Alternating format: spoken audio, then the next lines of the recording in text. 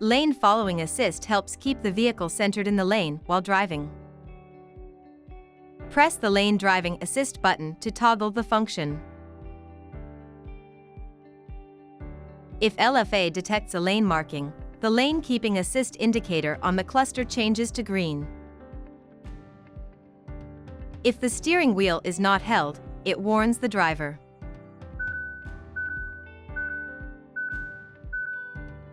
In the past, holding and moving the steering wheel would clear the warning.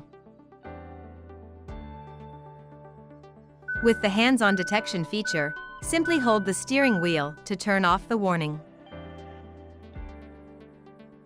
If the warning doesn't turn off after a certain period, LFA deactivates.